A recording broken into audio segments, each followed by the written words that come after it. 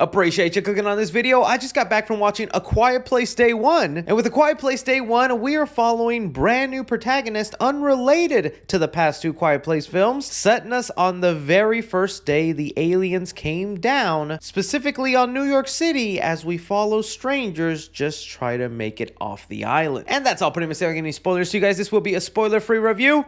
The Quiet Place movies. I am a big fan of the first two Quiet Place movies. I thought what John Krasinski was able to do and not only tell a very emotional, nice family story, he gave us characters I cared about, was a lot of interesting and unique things you could do with these aliens. Hollywood is always trying to start up some sort of new alien-like franchise, and that's always end up looking basic, generic, and dumb, but the Quiet Place aliens seem to be here to stay. And while I'm sure we're eventually going to get a continuing third film to the last two Quiet Place films, I was pretty interested whenever they announced, let's do a prequel following strangers, setting in New York City, one of the loudest, busiest cities in the world, and find out what that looked like the day the aliens arrived. I'm like, all right, bring it on. You throw in Lupita Nyong'o, Joseph Quinn. All the trailers paint a scope for a much bigger movie than we're used to. Like I'm mentioning now, that was very exciting, but one thing I wasn't talking about is I did have a giant worry on my head. I talk about this quite a lot, but there are sometimes these movies that I would consider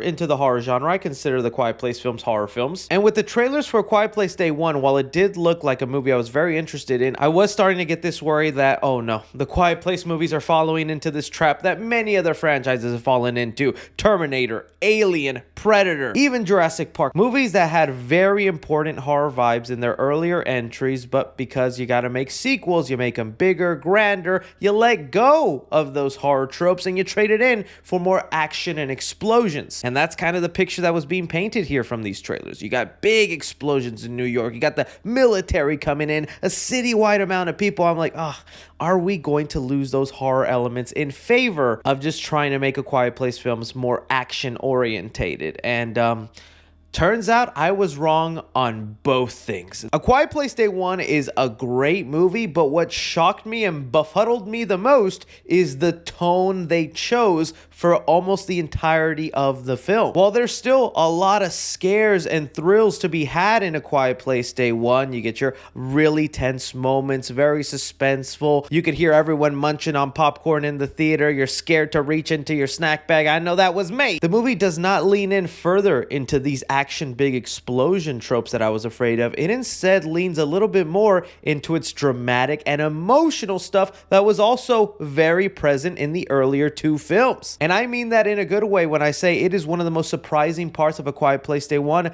I am willing to say this is a pretty beautiful movie. Looking now at the trailers, the posters, this movie was marketed all wrong, but I think it was good deceptive marketing. Because if they actually marketed the tone and kind of the themes of what's going on in this movie, I think people would have thought, oh, that's boring or weird for A Quiet Place, but just sit down and go watch it and you're like, why am I so emotional during this alien invasion movie? They hid a lot of interesting details, specifically involving Lupita Nyong'o's character. So just even getting on to her, great protagonist. There's something you find out about her like immediately when the movie opens that just kind of sets the tone for her mood throughout this apocalypse. And it puts her on a path for just like a really great story. Joseph Quinn, I also really enjoyed in this movie. He plays a guy who just came to New York for law school. He's from another country, the UK. So he mainly just ends up clumping on to Lupita Nyong'o's character of Sam because he's like, I don't know New York. I don't know anybody here. You seem to know your way around. Let me just follow you because I want to survive. And while he's very much a wimp and super scared of everything going on around him, he has a real nice, charming side that creates a good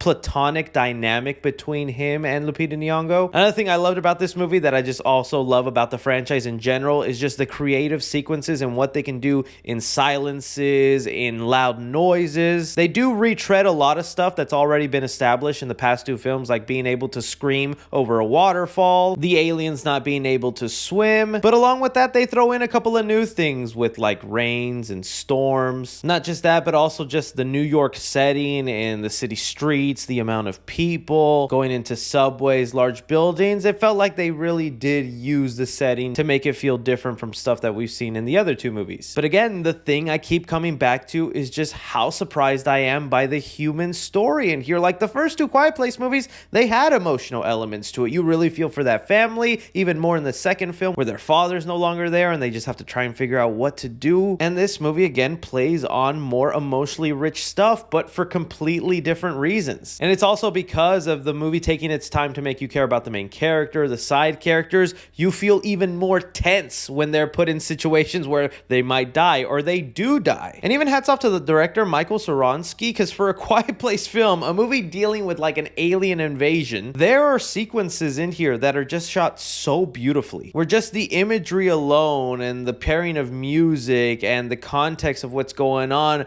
that alone can just get you swelling up. There was a part of me that knew this was probably going to end up being a good movie, but I was just not expecting these specific elements were going to be the standout in a Quiet Place film. Now, with that said, though, I do have some nitpicks and negatives that I think I could see some people mentioning off here. So, for one, if you're a pet lover, I think you're both going to get a huge kick out of the movie and also just be filled with anxiety. I guess that's more of a still of a positive or a mixed thing, but I think even some non-animal lovers will find real annoyance with the cat in this movie. On more serious critiques in the movie, although I really appreciate them actually focusing on a more human story, characters first, I think for the people that are curious about these monsters and things going on, there's not much new they specifically do with them. In fact, there's only really one new thing they do with them, and it's like so small and minuscule, I think a lot of people could end up missing it. So if you were hoping they like added a new form of an alien or a better explanation to where they come from or what's going on, no. I'd say most of the stuff in here has been retreaded from other movies with just a little touches of new stuff. But really, that's my only complaint. I can understand maybe some people having a problem with the pacing. I didn't mind it as much, but there were some times where it felt like this scene just existed, so we had another chase sequence and was more to fill in the runtime because there wasn't enough story to fill out a full movie. But really, that's just a minor thing. I would love it if we can kind of continue on this trend, because I'll even say it, by the end of this movie, it doesn't really feel like they're setting up, oh, okay, this is going to be its own trilogy and we're going to follow these characters for the continuing on movies. This movie felt very self-contained. It had a beginning, a middle, an end, and now we'd move on to a different story within the Quiet Place universe, following different people in a different city, a different country. This movie just sets up more the potential of the kind of stories you can tell that don't necessarily have to have giant connections. While this movie does have Desmond Hansu's character, don't expect him to be a larger part of this story other than just you knowing some context about where his character ends up in the second film and what that could mean for the other characters that end up with him. So when it comes to A Quiet Place Day 1, I'm going to give Action 3 stars, although the trailers were painting the picture that this was a lot bigger in scale, which it is, that it's going to have more explosions, more action, more chasing of the monsters. No, there was still a lot of quiet moments, as you would expect, with what feels like a bigger scale. Because of the more personal human story, you actually don't get as much action as you're expecting, but I didn't mind though. Commenting the movie, I'm gonna give it 2 stars. It's very well balanced in the humor in here. A lot of cat humor, a couple of sight gags, but it never overshadows the kind of serious story going on. Drama in the movie, I'm gonna give it 4 stars. Although it's kind of a simple story, just the attention to detail to the characters, how much they get you to feel emotionally for them, and overall just how it's treated like a beautiful narrative. I was just really impressed with the choice of story direction in here. Heart in the movie, I'm gonna give it 3 stars. The Quiet Place films are still PG-13, so they limit the kind of blood and violence that you get to see. This one doesn't really have any like grotesque, shocking sequences like when the woman stepped on the nail or the son in the second movie steps on a bear trap. You don't really get stuff like that. It's more just you feeling fear that these characters could get killed. And suspense the film, I'm gonna give it 4 stars. These are just built to be suspenseful monsters, man. Just the absolute silence in the theater, your heartbeat elevating, hoping they can get out. These movies are just built to be suspenseful. Casual fans into the Quiet Place universe, I'm gonna give it an A+. Cinephiles, I'm gonna give it a B+. And critically, I'm going to give it a B+. When it comes to A Quiet Place Day 1, I think this is a movie that is definitely worth adding to your collection at home. That's a keeper.